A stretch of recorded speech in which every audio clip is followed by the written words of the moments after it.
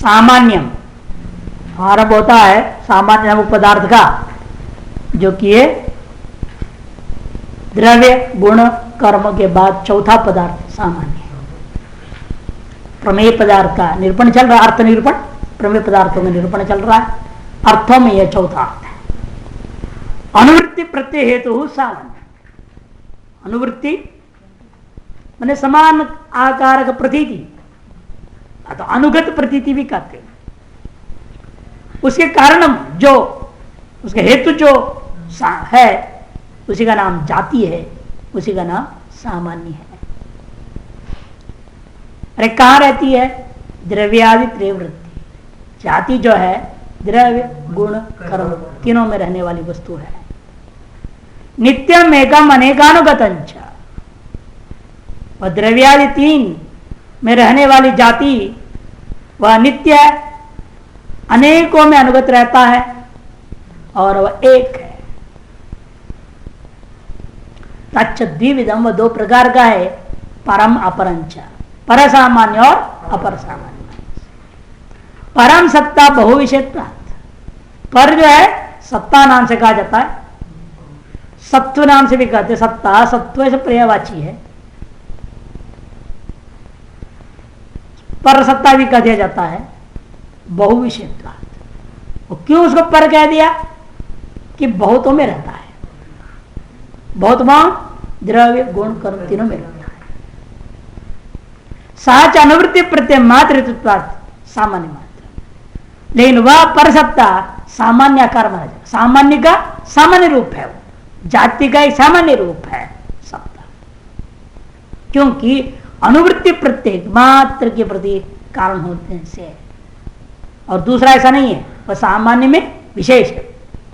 जाति दो प्रकार की होगी ना, जाति एक सामान्य जाति है और एक विशेष जाति है। सामान्य जाति हो गया सत्ता, और विशेष जाति है द्रव्यत्वादी, अपरम द्रव्यत्वादी। परम हो गया सत्ता, अपरम द्रव्यत्वादी। और ये द्रव्यत्वादी कैसा है? वो सत्ता कैसी थी? बहुविषयत्वाद, और द्रव्यत्वादी अल्प विषयत्वाद, उसके अपेक्षा से अल्प विषय। द्रव्यत्व के द्रव्य मात्र में रहेगा, गुण कर्म नहीं रहेगा, लेकिन सत्ता द्रव्य में भी है, गुण कर्म में भी है, अधिक विषय हो गया, यह अल्प विषय हो गया। तच्च व्यावृत्तिरपि हेतुत्वात्, और ये जो द्रव्यत्वादी है इतर व्यावर्तक भी बन जाता है। व्यावृत्ति के प्रति भी कारण भेद करने के प्रति, द्रव्य को गुण से अलग कैसे करें, उसके लिए द्रव्यत्व जाति ही द्रव्य को गुण से अलग करता है। व्यावृत्ति के प्रति भी हेतु होने से सामान्य सत विशेष, सामान्य होता हुआ भी इसे हमें विशेष ही मानना चाहिए।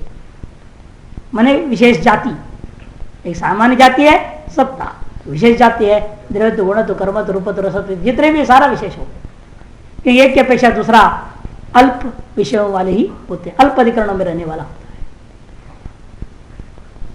है। और वह अपर सामान्य व्यावृत्ति माने भेद का कारण होने से सामान्य होते हुए भी विशेष कहा जाता है। अर्थ सामान्य विशेष कहते हैं, सामान्य सामान्य सत्ता, सामान्य विशेष द्रव्यत्वादि। अनुगत प्रतीति उन्होंने कहा, अनुगत प्रतीति का अर्थ क्या है? सामान्य इसका नाम क्यों पड़ा, ये सब समझने योग्य है।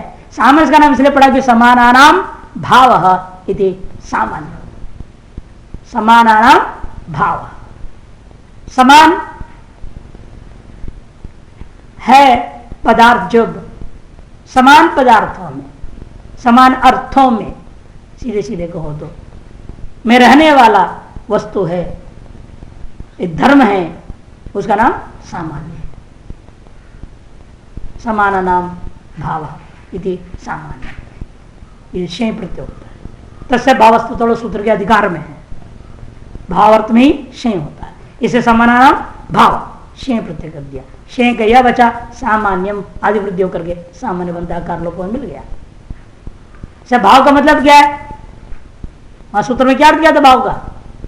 प्रकृति जन्य बोधे प्रकारी भूतो धर्म भाव, कई बार आ चुका है, भूल जाते बार बार। प्रकृति जन्य बोधे प्रकारी भूतो धर्म भाव, ये वहां महाभाष्य का पंक्ति है व्याकरण का। उन्होंने भाव की व्याख्या किया था पतंजलि महर्षि महाभाष्यकार ने। कई बार बताया, हाँ भूल जाते हैं। प्रकृति जन्य, प्रकृति जैसे आप प्रकृति कौन है? समान शब्द है, समानानाम भाव, ही विग्रह कर रहे हो, प्रकृति कौन हो गया? समान, उससे आपने शेय प्रत्यय दिया है ना, प्रकृति हो गया समान, उसके जन्य जो ज्ञान आपके दिमाग में बैठा, क्या ये सब समान है, ये सब घट घट घट घट घट घट घट सब समान पदार्थ हैं, एक आकार वाले पदार्थ हैं। ऐसे आपके दिमाग में समानता का एक ज्ञान जगा जब समान शब्द सुनता हूं। समान शब्द का सुनने पर प्रकृति या समान, जो भी प्रकृति होगा जिसे आप प्रत्यय ला रहे हो उसका नाम प्रकृति है। और समान शब्द से आपने समाना आम शय, समाना नाम भाव, समान आम शय हो रहा है, इसे प्रकृति या समान शब्द, उससे जन्य जो बोध ज्ञान क्या है? एक समान आकारता का बुद्धि हुई आपके अंदर। ऐसी बुद्धि होने में जो प्रकारीभूत धर्म है, प्रकारीभूत धर्म, प्रकार शो कहते, अभी आपने पढ़ा था अर्थसंग्रह में, क्या आया था? सामान्य से भेद को विशेषो प्रकार। ये सभी घट में जो समान आकारता में भी भेद को पैदा करने वाला जो वस्तु है उसका नाम प्रकार है। और हमेशा कोई धर्म ही होता है वो। उस धर्म को बोध कराने के लिए आपने क्या किया? शें प्रत्यय कर दिया, कहीं त्वा प्रत्यय कर दिया, कहीं तल प्रत्यय कर दिया। द्रव्यत्व ना, सत्ता, सत्ता में क्या है? सत से तल प्रत्यय हुआ, सत्ता। त्वा तल शें, ये तीन मुख्य प्रत्यय होते हैं। तो सामान्यम बना। हमेशा वस्तु में विद्यमान जो एक धर्म प्रकार का एकाकार प्रतीति, उसका नाम अनुगत प्रतीति, उसके प्रति कारण ही का नाम सामान्य होता है। एक धर्म का अर्थात एक धर्म ही है प्रकार जिसका, एक धर्म प्रकारक, एक धर्म प्रकारक एकाकार प्रतीति, घटत्व विशिष्ट घट, एक धर्म है प्रकार जिसका, माने घटत रूप धर्म है प्रकार जिसका।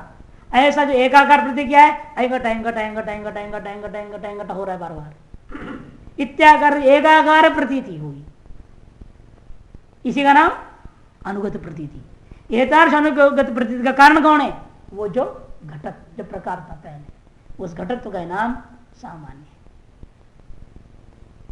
इसी वह इदम द्रव्य इदम द्रव्य इदम द्रव्य इदम द्रव्य अयम गुण अयम गुण अयम गुण अयम गुण, यम क्रिया यम क्रिया यम क्रिया, ऐसा जो होती है उसमें द्रव्य के प्रति द्रव्यत्व, गुणों में गुणत्व, कर्मों में कर्मत्व, ये सारी तरह से ग्रहण करना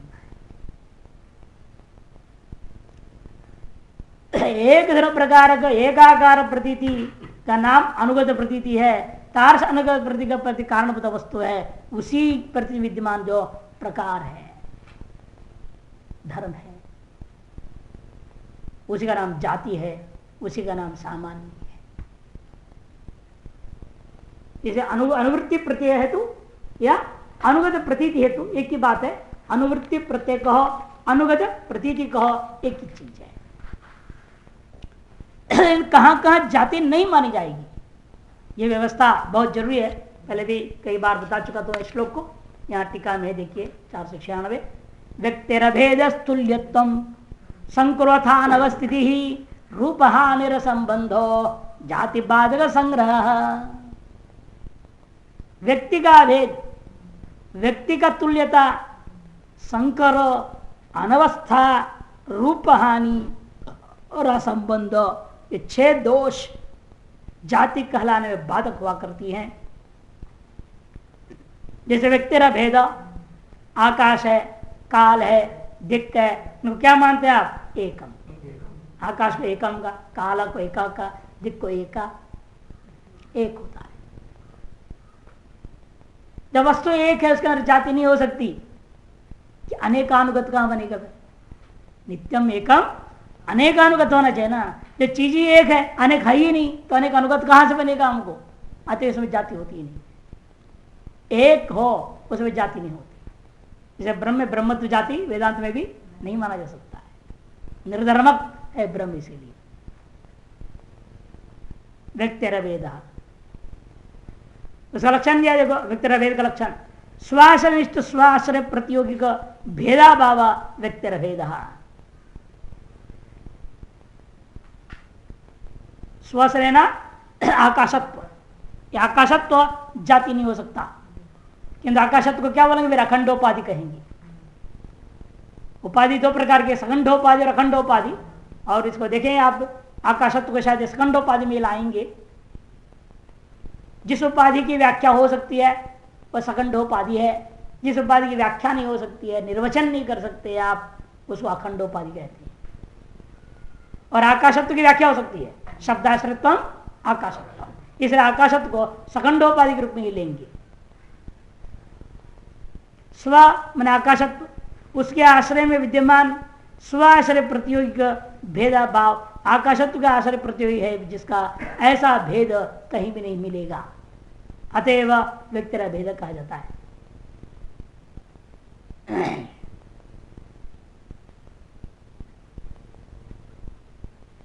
क्योंकि आकाश में आकाश का भेद नहीं रहता है, काल में काल का भेद नहीं है, दिशा में दिशा का भेद नहीं होता, कार्यकृत भेद भी नहीं है, क्योंकि उनका कार्य ही नहीं है। नहीं तो कार्यकृत भेद मान सकते थे, पृथ्वी आदमी जिसे मानते हो, यानी इनका कार्य ही नहीं होता, केवल औपाधिक भेद दिख रहा है। औपाधिक भेद को वास्तविक नहीं मानते, अतः स्वगत भेद है ही नहीं वो, अतः भेद ना होने से अनेकता नहीं आएगी, अनेकता नहीं आने पर अनेकान को जाति भी ग्रहण नहीं हो सकता। तुल्यत्व, तुल्यत्व परस्पर विलक्षण अनेक घटों में अयंगट अयंगट अयंगट इस प्रकार की अनुगत प्रतीति होती है, लेकिन वह तुल्यता क्या है, घट और कलश। एक में घटत्व है, दूसरे को अपने कलश का तो कलशत्व रहेगा। इन घटत्व और कलशत्व में दो जाति मानी जाएगी क्या? नहीं मानी जा सकती, क्योंकि शरीर कृत लाघव को देखते हुए घटत्व को जाति माना जाता है, कलशत्व को जाति नहीं मानते। लाघव भी अनेक प्रकार का होता है ना, गौरव लाघव, शरीर कृत गौरव लाघव। शरीर में घ तीन अक्षर है, कलशत्व चार अक्षर है, ये शरीर कृत गौरव हो गया, घटत गौरव हो गया कलशत्व में, लाघव हो गया घटत्व में। सर संबंधकृत गौरव लाघव भी होते हैं, स्वरूपकृत गौरव लाघव भी होता है, वो सब बाद में जैसे आएंगे प्रसंग बताते जाएंगे। स्वभिन्न जाति समन्वय तत्व तुल्यत्व, तुल्यत्व का लक्षण बता रहे, देखिए स्वभिन्न जाति समन्वय तत्व तुल्यत्व। स्व शब्द से कलशत्व का ग्रहण करना चाहिए, उस कलशत्व से भिन्न है घटत्व, उसका समन्वित है ये, माने जहां जहां कलशत्व रहेगा वहां वह घटत्व भी रहेगा, समन्वित धर्म है। ऐसे समन्वित धर्मों में एक ही को मानना पड़ेगा, दोनों को जाति नहीं मान सकते। ऐसी स्थिति में गौरव लाघव देखी जाती है, शरीर लाघव को देखते हुए घटत्व को जाति माना जाता है, कलशत्व को नहीं माना जाएगा। सांकरी दोष है जैसा भूतत्व और मूर्तत्व, शरीरत्व इंद्रियत्व, ये सब सांकर दोष वाले होने से इनको जाति नहीं माने जाते हैं। यहां दृष्टांत दे रहे हैं भूतत्व और मूर्तत्व को, यहां जाति नहीं मान सकते कि मूर्तत्व कहां कहां है, पृथ्वी जल तेज वायु मन में, ठीक, मूर्तत्व है। और भूतत्व कहां है, पृथ्वी जल तेज वायु आकाश में, है ना। मैंने क्या हो गया, आकाश में भूतत्व है, मूर्तत्व नहीं है, मन में मूर्तत्व है, भूतत्व नहीं है। इन दोनों घुस गए पृथ्वी जल तेज वायु में, मूर्तत्व भी आ गया, मूर्तत्व भी आ गया, भूतत्व भी आ गया, सब घुस गए उसी में। ऐसे जो वस्तु जो होते हैं इनको जाति नहीं माने जाते।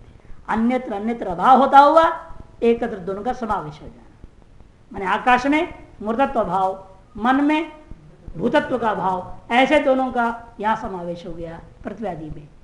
परस्पर अत्यंताभाव समनाधिकरण और धर्मयोर एकत्र समावेश संकर, परस्पर अत्यंताभाव समनाधिकरण योर, आकाश में भूतत्व का भाव है, नहीं आकाश में मूर्तत्व का भाव है, भूतत्व है, वहां पर समनाधिकरण भाव हो गया ना, भूतत्व का समनाधिकरण भाव मूर्तत्व का भाव हो गया, ठीक। और उधर मन में भूत भाव भी ऐसे हो गया, मूर्तत्व का समनाधिकरण अत्यंत हो जाएगा भूतत्व भाव मन में। ऐसे अभावों का जो सामान्य ग्रहण था एकत्र समावेश हो गया उनके प्रतियों की, कौन, भूतत्व मूर्तत्व का शब्द पृथ्वी आदि में, इसी का नाम सांकरी होना है। तार सांकर दोष की वजह से इनको जो है जाति नहीं माना जाएगा।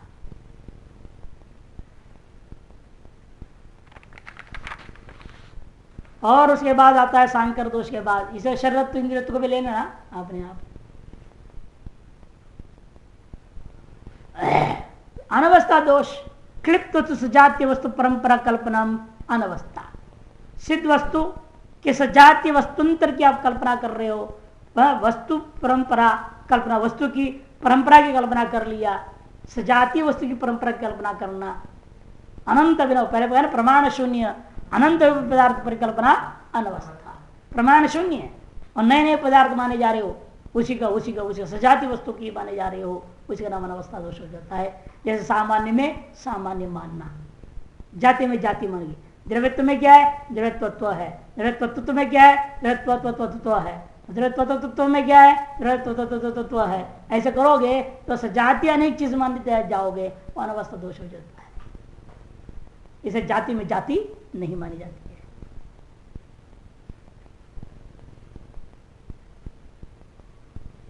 इस अनवस्था दोष के कारण सामान्यत्व धर्म को जाति रूप नहीं कहा जा सकता है। अगर रूपहानि, रूपहानि विशेष कि जाति का काम क्या है और विशेष का काम क्या है, सोचिए। विशेषण पदार्थ माना ना वैशेषिकों ने, विशेषण पदार्थ किस लिए माना जाता है, नित्यों को दूर रखने के लिए, अलग अलग रखने के लिए, परमाणु को एक दूसरे से अलग करने वाला, आत्मा और आकाश, आत्मा और काल, दिग्ग और काल, दिग्ग और आकाश, इनकी नित्य पदार्थों को परस्पर व्यावर्तन करना के लिए विशेषण पदार्थ माना गया। और जाति में करता क्या है, एक दूसरे का व्यावर्तन ही करता है, दोनों का काम एक हुआ कि नहीं हुआ। इसलिए विशेष नामक पदार्थ में फिर जाति मानोगे, विशेषत्व मानोगे, उसको स्वरूप ही हानि हो गया कि विशेष खुद ही व्यावर्तक है, और फिर विशेषत्व मानना उसके अपने स्वरूप का नाश करना हो जाएगा।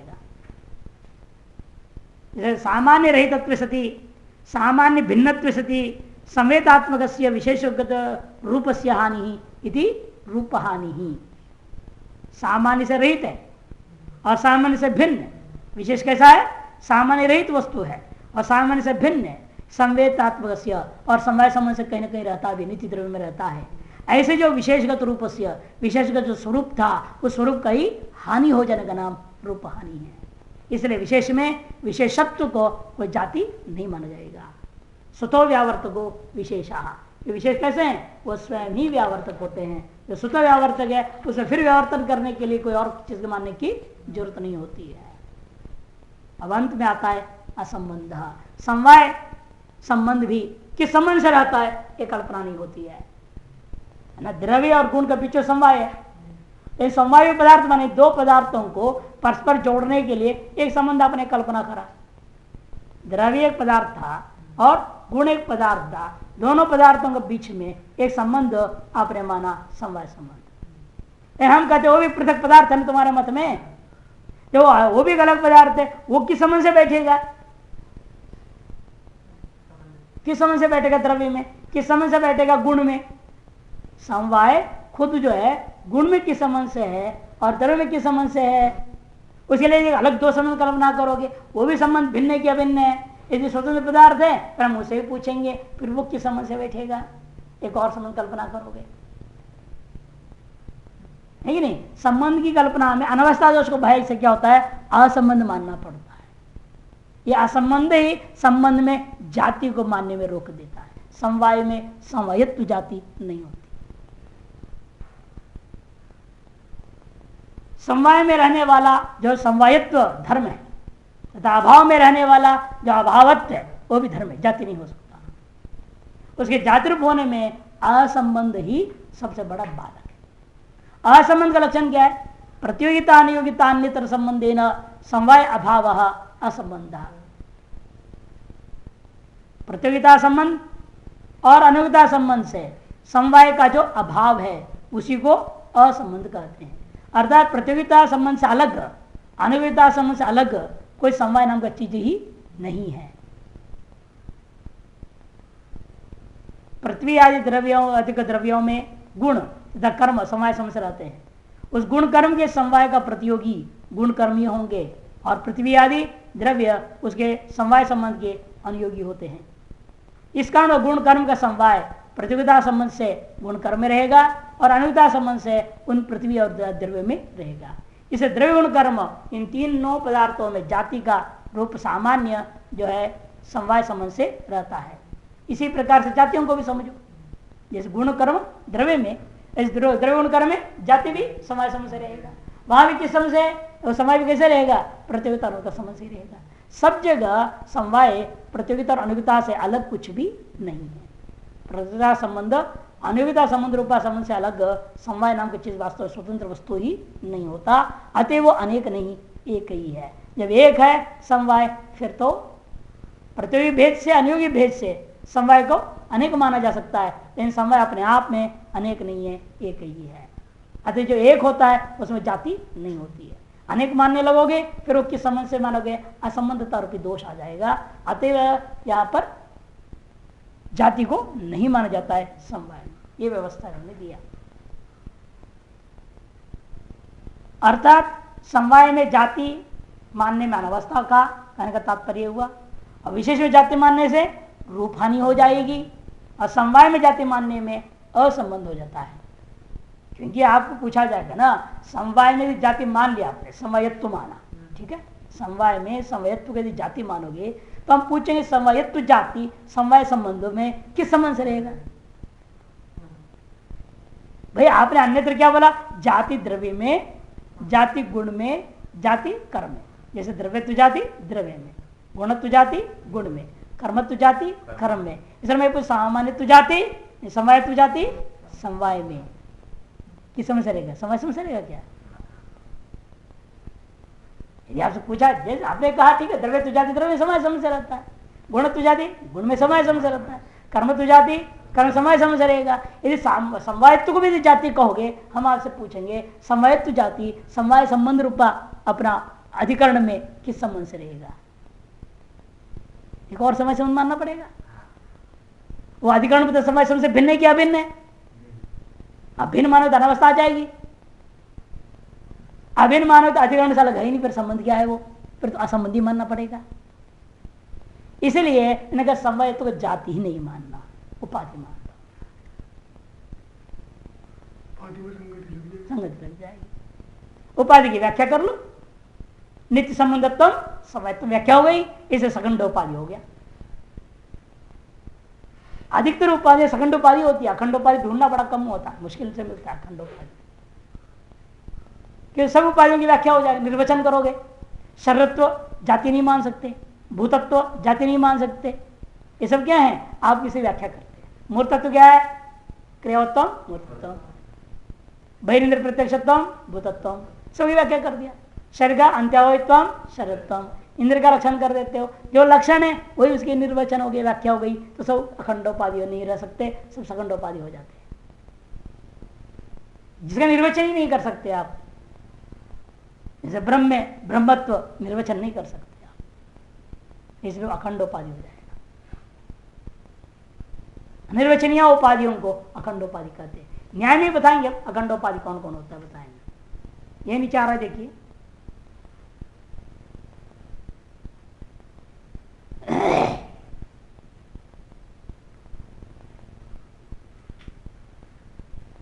एक और विशेष बात समझने की योग्य है, सामान्य विशेष और समवाय, इनमें सत्ता जाति नहीं रहती है।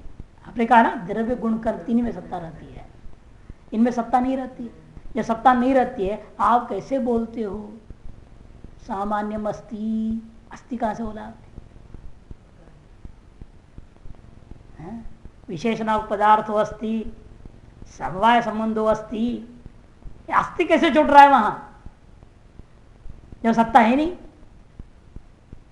घटो अस्ति, ठीक है, वहां सत्ता है, अस्ति बोलना ठीक बनता है। गुणो रूपम अस्ति, वहां ठीक है। कर्म अस्ति, गमनम अस्ति, व्यवहार हो सकता है, सत्ता है। इनमें अस्ति कहां से जुड़ रहे हो? जो सत्ता नाम का जाति इनमें हो नहीं सकता, कोई जाति इसमें है नहीं, तो सत्ता भी नहीं इनमें, फिर अस्ति कैसे वार हो जाता है? तब कहना है स्वरूप से ही वे सत्य है, स्वरूप से ही ये सब सत्य है, सत्तावान माने जाएंगे, सद्रूप माने जाते हैं। इसे उनके अलग कोई सत्ता से अस्तित्व को लाने की अपेक्षा नहीं है।